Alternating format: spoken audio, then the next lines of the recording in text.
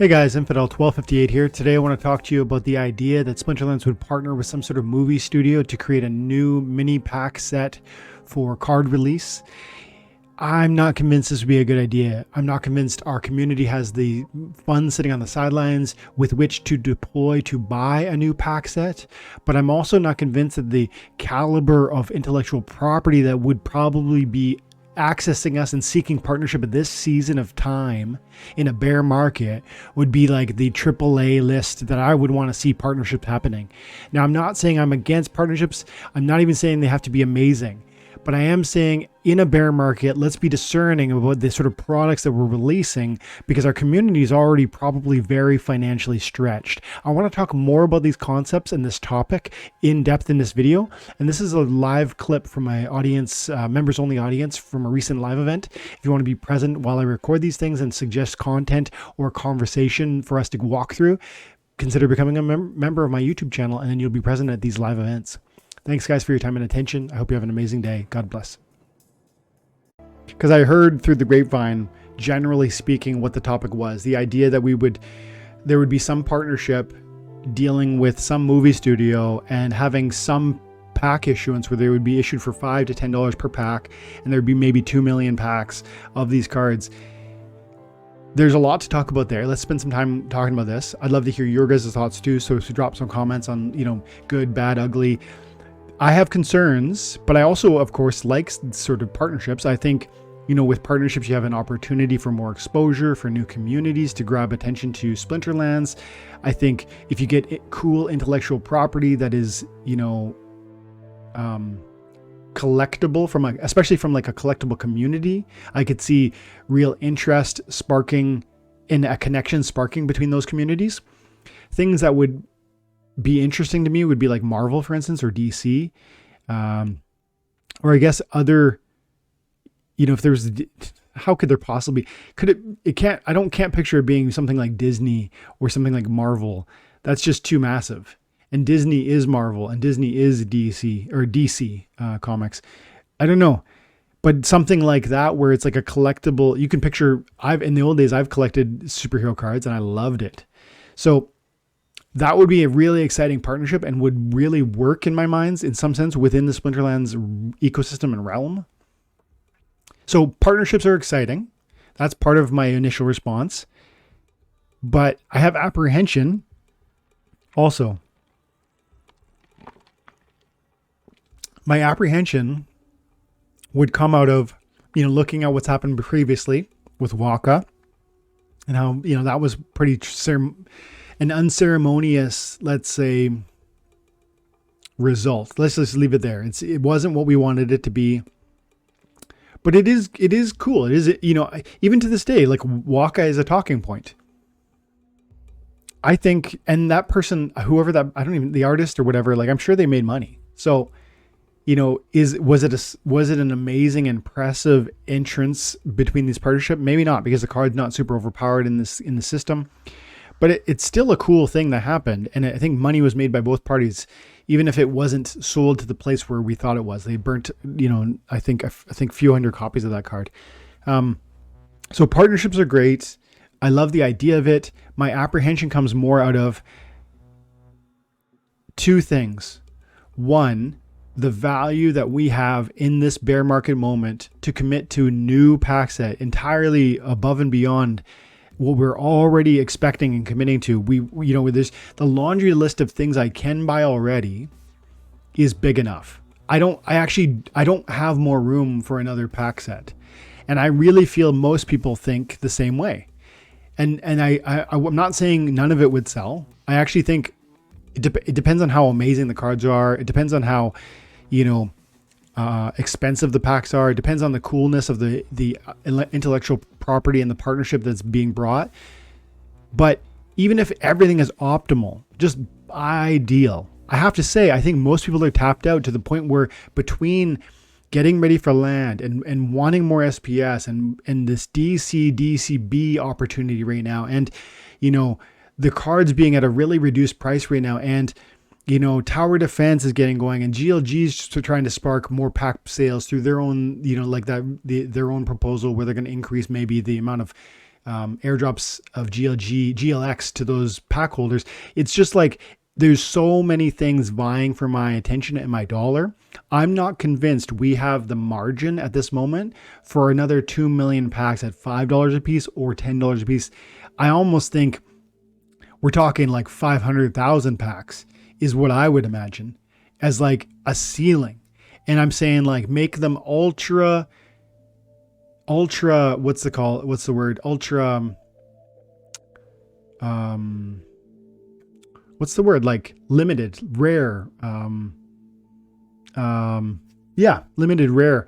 And in so doing, like you probably would grab my attention. I'd be like, oh God, as much as I'm stretched right now, as much as I don't have like a bunch of money on the side that I want to move in, that would start to get me at 2 million packs, which is what the proposal, I guess, was. That feels too common. It feels I've got too many other things to worry about. So that's my excitement / skepticism. Again, just in summary, excitement from the perspective of partnerships or potentially, I can't really ever think of a bad one. Even Waka, I'm glad it happened. But then from the skepticism side, I don't know that we have the money or the margin to make this happen within our community. And if you're telling me that, well, this is going to be such a powerful partnership that it's going to bring in a whole new community of investors, I'll believe that when I see it. That's my, I guess, my two-pronged response to this topic of, a movie deck partnership. I wonder what you guys think.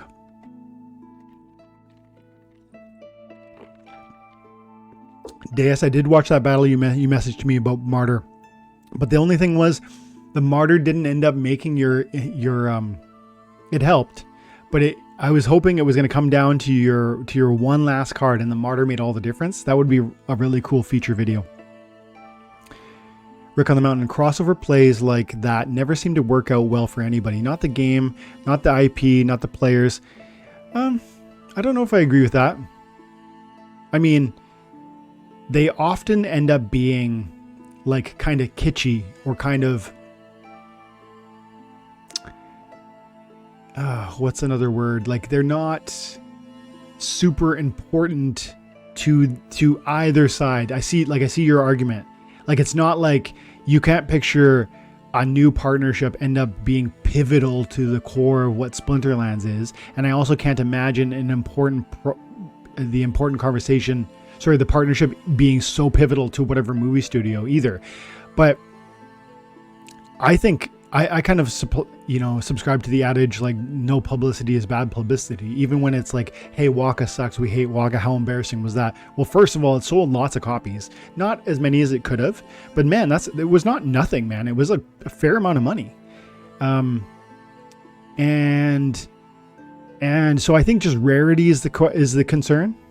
I think you get a black eye, or let's say at least you get a little embarrassed when you come out hard with like so many Wakas and then you put them on, for instance, the wax chain, and that's a real dud or a real failure. And that wasn't a bit of an embarrassment. And I would argue if we come out with a partnership and we make 2 million packs and we sell them for $10 a pop, and you sell 10,000 packs, that's a real embarrassment. Whereas if you come out and you sell them for $5 a pack and you sell 500,000 packs, and that's it, I would argue that's going to be a win for all the parties in concern. The buyer of the card, because it's a limited number. The player of the game, because they're going to have this cool new opportunity, this cool new card that creates new synergies and adds to the complexity of this gaming experience. The IP owner, because they're getting this experience, this exposure into blockchain, maybe to a whole new audience of interested buyers and parties, which is us. But then also to Splinterlands, because they're going to be some sort of financial share between the IP and Splinterlands, the team. If it was, I can't really understand why we would do a $10 pack. That seems a bit ludicrous to me, unless we were doing like 100,000 packs. Like this thing needs to sell out. Like, stop talking to me about millions and millions of packs. Look what happened with Gems. Look what happened with Chaos Legion. Like, we're in the middle of the bear market still. Pare it back huge. Like, come so small that it becomes this micro pack, if we're doing this at all, to the point where they have to sell. And then when they sell, the next time people are like, oh man, I didn't get that. And that's what, like, look at what Nintendo does. Look at what Apple has done.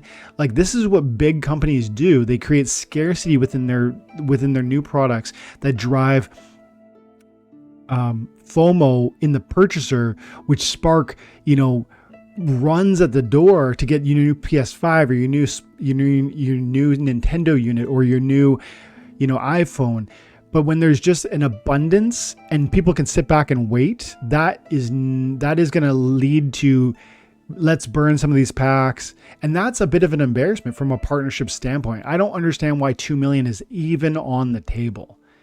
Like that would have to be like Disney level partnership where I'd be like, whoa, like Disney wants to get involved, or like specifically Marvel Studios wants to get involved. Like that would maybe make sense to me then. But like if we're talking some little, niche market or studio, I just can't see it. I cannot see 2 million packs. We haven't sold our gems, guys. Like until we start plowing through these last 1.3 million KS Legion packs, or like we haven't, like this thing hasn't moved, man.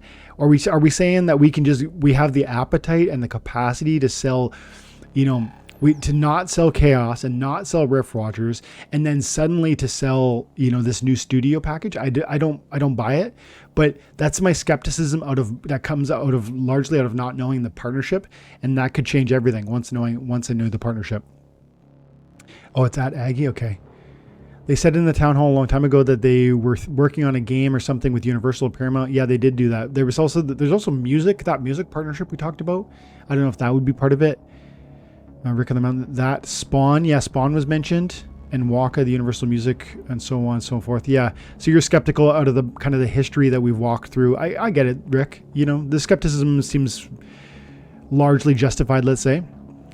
I remember that. I think it was right before our 8, after they hired a bunch of people. Marvel had their own TCG battler back when I was around 12, and I'm almost 30 now. Wow. I used to collect Marvel cards when I was a kid. It wasn't a battler or anything like this, but it was a collectible. They were like hockey cards. Like you collect them and you learn about each of the monsters or superheroes. 100,000 packs and limit 1 per transaction, so everyone has a chance to get them. That'd be interesting. I don't think they would do the limit per transaction. Maybe they would. They did that previously with some of the other stuff, right? Many are saying the same thing. Not a lot of funds left with everything else on sale. Also, people want the studio to do marketing and not to leave it to us. Yeah, that absolutely. Hey, like if essentially the idea is like you bring your IP to us and like we sell it. I don't know. Yeah, like that's more us helping them in my mind. But we have to remember some proportion of this will end up in the hands of the developers and it'll create runway for this game. So I do understand why Splinterlands, the team, would want to seek partnerships, not only with the possible, let's say, prospect of that partnership growing our audience, because it could. Maybe it hasn't historically done that so well, but it could. But also, there's going to be some sort of income that comes out of it to the team, and that's going to be a runway generating, opportunity. Because even though Bitcoin's up and Ethereum's up, I don't think we're out of the woods with, are there needs? Do we need to pare back development more? Do we need to pare back? Like you can't trust. I'll believe the bull market when I see the bull market. And I think that's what the team of Splinterlands has to be living in right now. And so when they come at you with a partnership like this, I think part of that comes out of a place of like, do we know that we have enough? And would we love to see a bit more money in the bank? We would.